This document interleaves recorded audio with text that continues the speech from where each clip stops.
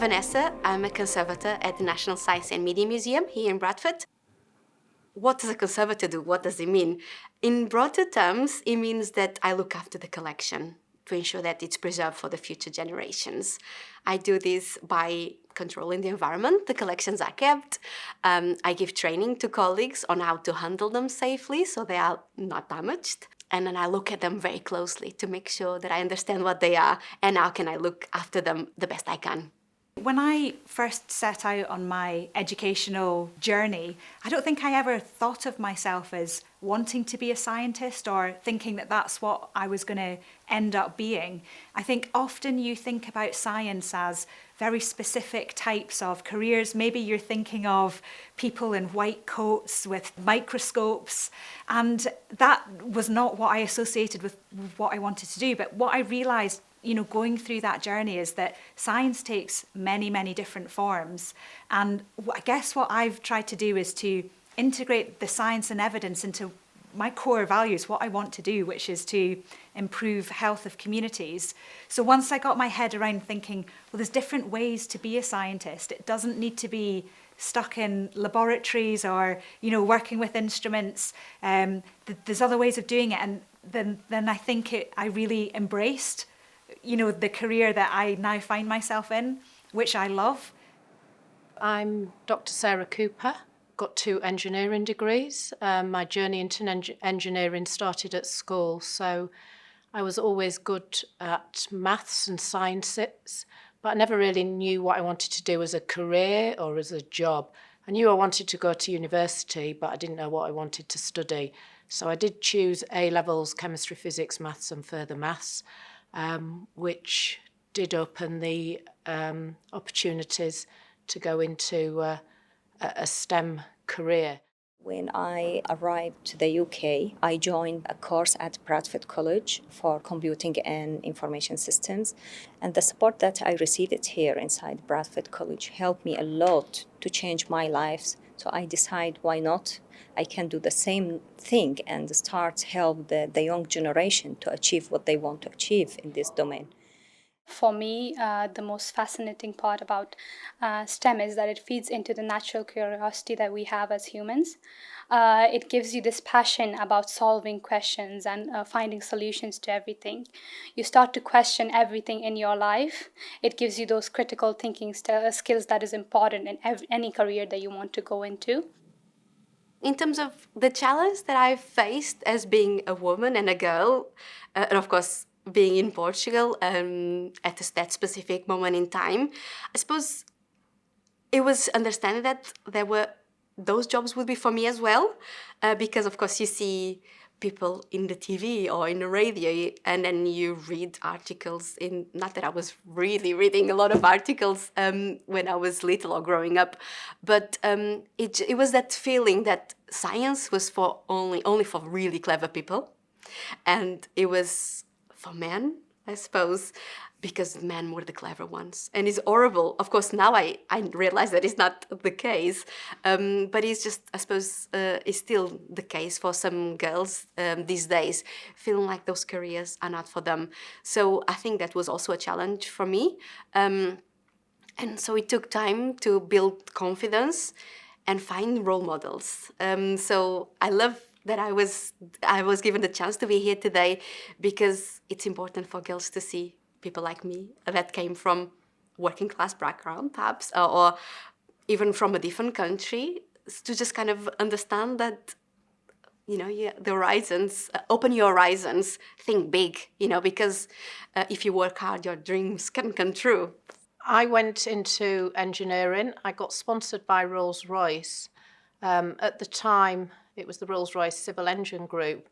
50 of us started and did a year at Rolls-Royce before we all went to different universities. Of the 50, there was 3 women, including myself, so that's 6%. So obviously that was quite a while ago, but women are still not dominating the STEM fields. Being a woman within engineering feels absolutely normal. There's a lot of stigma and stereotypes around engineering, and you shouldn't believe them. It's just from the past, and history never repeats itself. So I have experienced a couple of cases where people have the wrong perception of me or stereotype me in a specific category. For instance, when I've been to various events and all people don't know me on LinkedIn whatsoever, what they assume that I will have a very shallow understanding of the area that they're talking about. And that is quite shocking. There's a lot in the schools now to help with the gender gap.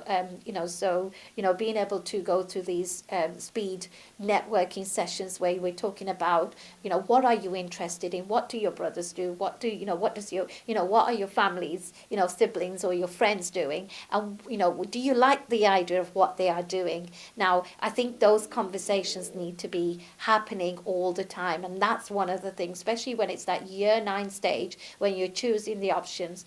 That is the most important time to capture, because they have got preconceived ideas, they've got knowledge of what so and so is doing, and they just need to be empowered.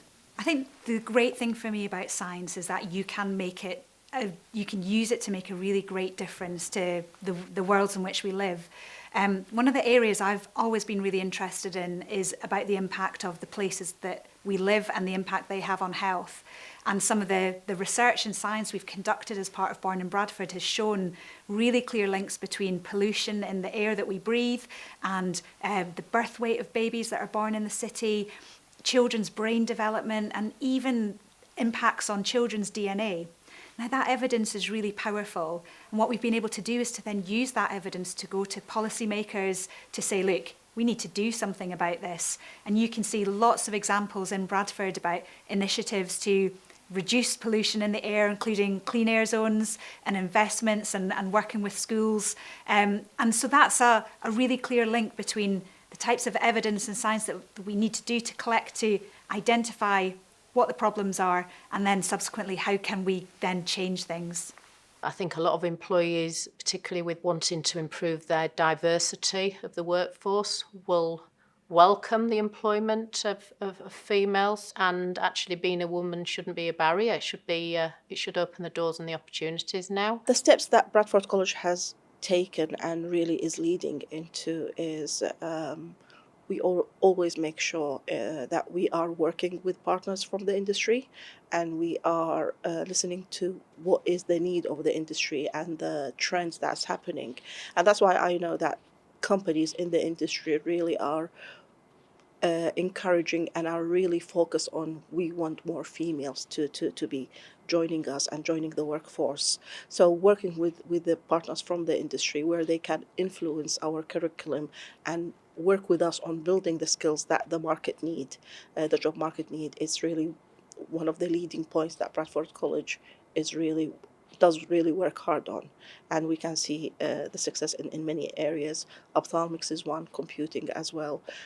These are the areas that I know very well. We really work very hard with companies and make sure that we deliver what the industry needs.